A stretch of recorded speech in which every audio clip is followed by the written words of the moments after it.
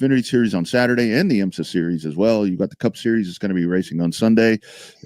Great friend of the show right here. Let's see if we're going to be able to get him on camera. If not, we'll figure out how we do this. But, I mean, we know the Austin Gamblers. I mean, PBR team champs, world champs.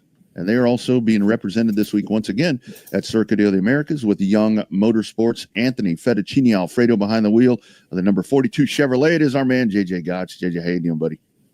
Good, man. I guess I'm just not good enough looking to be on the show today. My mom told me the same thing back in the day, JJ. That's why she walked away. Well, and I've got I had these cool show and tell helmets that I was gonna Damn, man, we gotta get try unplugging and plugging back in real quick. Yeah, all right. Let me pop out and I'll come back in here. All right, we'll get you back. I want to see these helmets. Yeah, absolutely. No, all right, I guess let's get a precursor real quick. Let's break down the race this weekend. In my opinion, the race that we're going to talk about with him, because they're in the Saturday race. They got the Saturday race, right? The Xfinity race.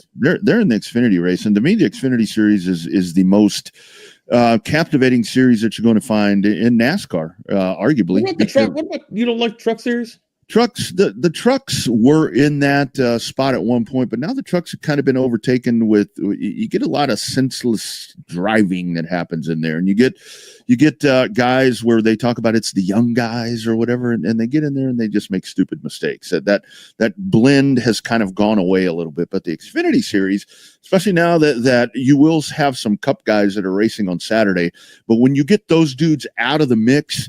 And with that particular car there it is right there.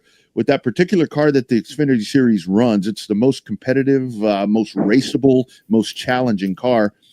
And the guys that race in that series are just ultra competitive. And so, JJ, so let's talk about that. So you guys, second year that you've done this. So it's your second ride. I love that marketing that you guys put out.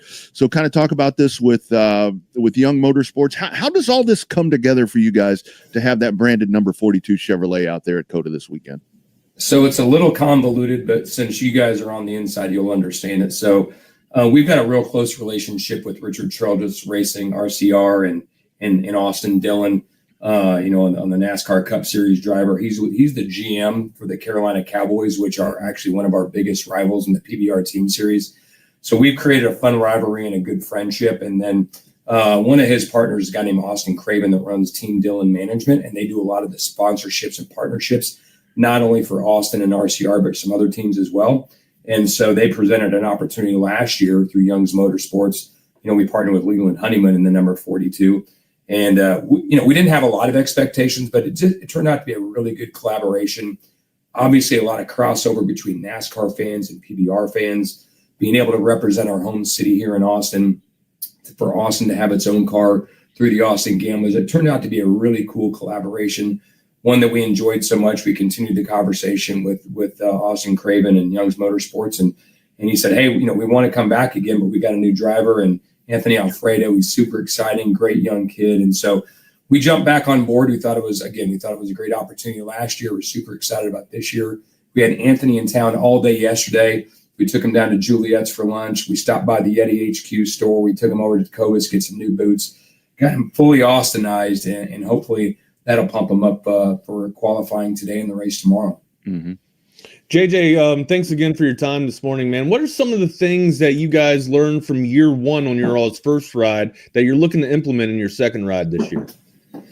Now, are you talking about the NASCAR race, or are you talking about our bull riding team? Well, yeah, and that's another question. That's going to be my second question is, what's the vibe and the correlation between the two crowds there? But yeah, you kind of beat me to it. But yeah, the first one, let's lead with it here. Let's talk about the engines here. Well, I think Wags for us, I think the biggest thing was we didn't really know how much the two different demographics would know about each other. But we brought our big Gambler RV out there, and we're out there in the premium lot, which is now, I think we're turn 6B. So when you're watching this weekend on that turn 6B, when they hit the old straightaway, you're going to see the Gambler RV literally on that corner. So being able to be implemented a little bit more in the race, so we were kind of more strategic about where we placed our RV. But the other thing is we didn't really know how many people knew what the Austin Gamblers were. We know that in our industry, yes, but we didn't know what that crossover was. We were really surprised by how many people knew about the Austin Gamblers. So we're bringing a lot more of our stuff out this year. We're bringing some merch out and some other stuff and giveaways. And so just to be more interactive. And this isn't really a sales opportunity for us to sell merch or sell tickets. It's really a branding opportunity. And, much like you've seen Austin FC really have success with really tying in the entire community, we see this as another way for us to tie into the Austin community. Again, for Austin to have its own car in this NASCAR at COTA weekend, we've really we've embraced that and tried to own that piece of it. And so we've leaned in a little bit more. And as we talked about, we got Anthony in town. We flew him in a day early, spend the entire day with him. So really trying to leverage the relationship, leverage the personalities that NASCAR has, leverage their fans. And again, we're hoping kind of a 1 + 1 = 3, which then translates into more, hey, the gamblers, they're a part of NASCAR. They're a part of a lot of different things. We want to come out and what are they all about? And so we want to come out and see their event at the Moody Center this fall. Mm-hmm. When speaking about, that part of life here, how has I guess the vibe been with the crossover between the rodeo crowd and the NASCAR route in the NASCAR? I would assume it meshes pretty well, right? It's been great. And, I think, again, you look at RCR Racing, you look at Austin Dillon, there's a natural tie in them with them having ownership of a PBR team, with Austin being the GM of that team. But when you look at a lot of the partners within and around NASCAR, you look at Bass Pro Shops, you look at, a lot of the different Busch Light. There's just a lot of the same partners that you see that are activating and marketing to the NASCAR fan.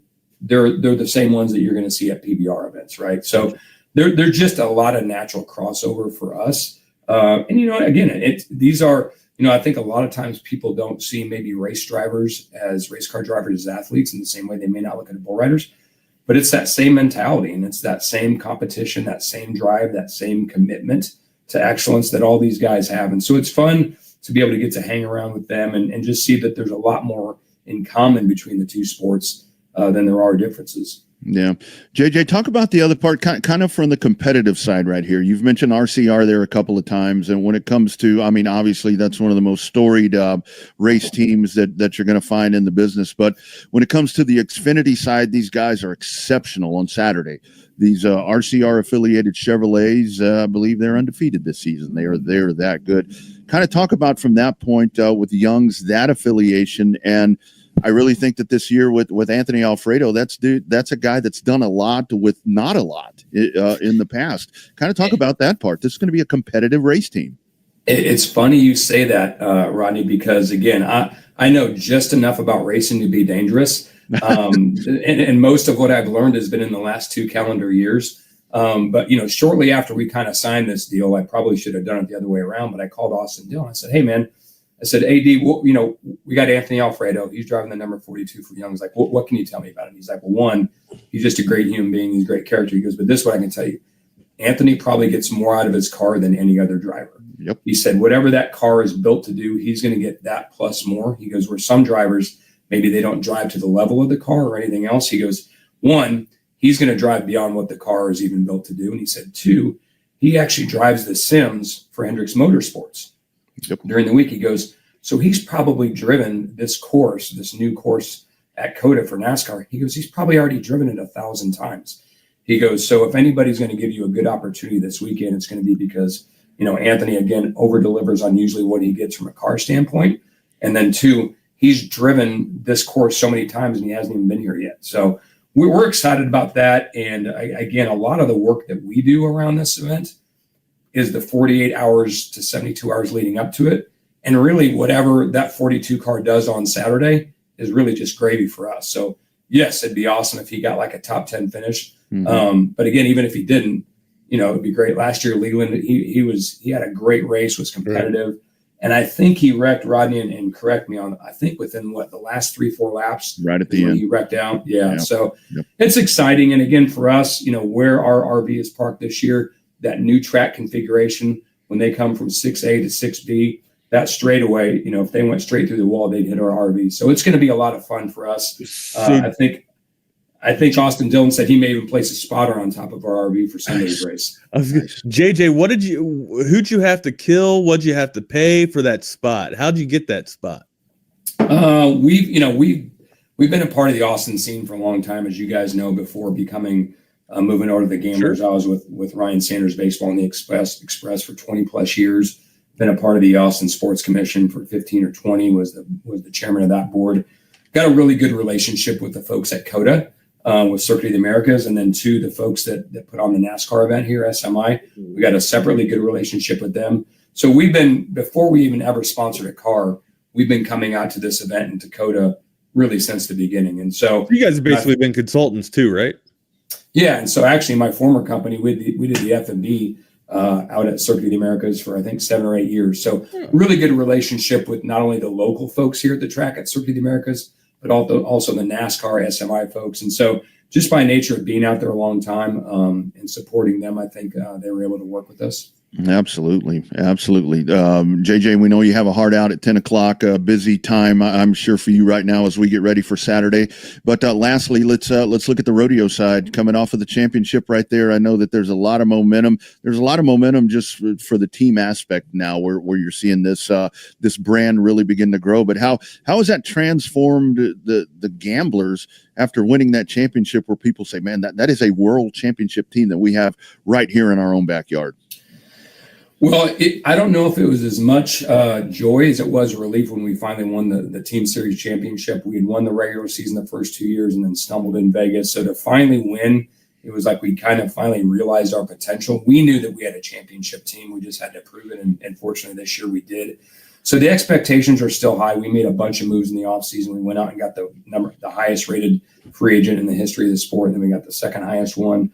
So, we're going all in again on this. The expectations are, we want to be the first team to win a regular season and the postseason in the same year, and the first team to go back to back. So expectations are high. The sport is on a high right now. I don't know if you guys saw a couple of days ago, it was announced the merger with PBR. We're going into the TKO Holdings Group, which is UFC, WWE. Mm-hmm. We just announced our first TKO takeover weekend to where, over a 5-day span in Kansas City. There's going to be a PBR event on Thursday, UFC Fight Night on Saturday, and Monday Night Raw on Monday. Wow. So we're excited about that. We're working on one of those similar events for Austin. The league is expanding. We've gone from 8 teams to 10. We're probably going to go 10 to 12. So we're excited. We've got some preseason games later this spring that'll be on CBS Sunday. So a lot of positive momentum. We're just excited for this weekend, though. I told you guys. Here we go. Let's see these helmets. We've got the 2 helmets. We got our bull riding helmet, and we've got our racing helmet. So we're gonna meld the 2 this weekend. That is awesome, man. Love it. Hey, JJ, one more for me, real quick. When do you think you see Taylor Sheridan out there at your events? It's interesting. Right? No, we've got a real close symbiotic relationship with a lot of the Yellowstone cast and characters. Cole Hauser is really the unofficial, actually is the official voice for PBR last year and this year. Done a lot of different content for us. I think you're going to see us bring on somebody pretty soon. Mo Brings Plenty is aligned with the Arizona Ridge Riders. So I don't think it's going to be too long before you see some type of a formal tie-in between Taylor Sheridan and PBR, but we've already got a lot of the Yellowstone aspects in it right now. Love it. That's awesome. Thanks for your time, JJ. I appreciate it, man. That's all I got.